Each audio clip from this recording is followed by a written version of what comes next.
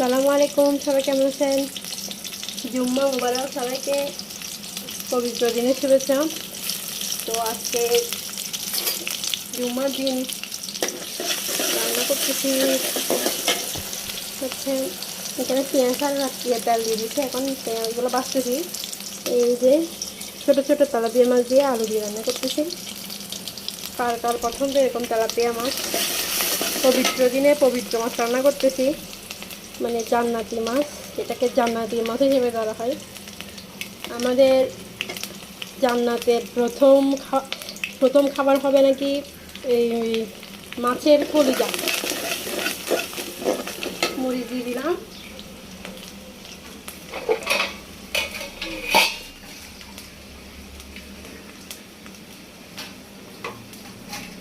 মাছের কলিজা এখন একটু খানি দিয়ে দিচ্ছি, যেহেতু এটা হয়ে যাবে সেজন্য পড়ে যাবে। তারপর দিয়ে দিব লবণ। আমি তো প্রফেশনাল রাঁধুনি না, এই ঘরের মধ্যে টুকটাক যা রান্না করি, আমি যেরকম পারি এরকমই রান্না করি, আপনাদের সাথে শেয়ার করি। আপনাদের যদি ভালো লেগে থাকে তাহলে আমাকে লাইক কমেন্ট শেয়ার করবেন, আমার পাশে থাকবেন, আমার ইউটিউব চ্যানেলটা একটু সাবস্ক্রাইব করে দেবেন। কষানো হয়ে গেছে, হলুদও দিয়ে দিয়েছি 1 চামচ 1 চামচ মতো। এখন একটু করে মশলা দিয়ে দিই, এটা অপশনাল। মাছের মধ্যে আমাদের ঘরে মশলা খাই না, আমি একটু করে দিলাম, দিয়ে দিয়েছি।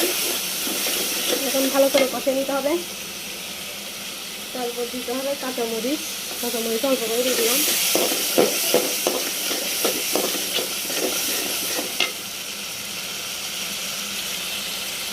দেখুন মাছের ঝোল এভাবে রান্না করে।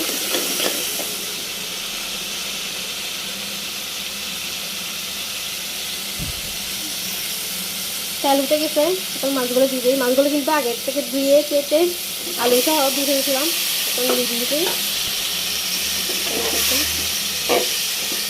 এখন প্রচুর গরম পড়তেছে, প্রচুর। বাইরে বাইরে যেমন রোদ, আমরা ঘরে থাকতে পারতেছি না রোদের জন্য, গরমের জন্য।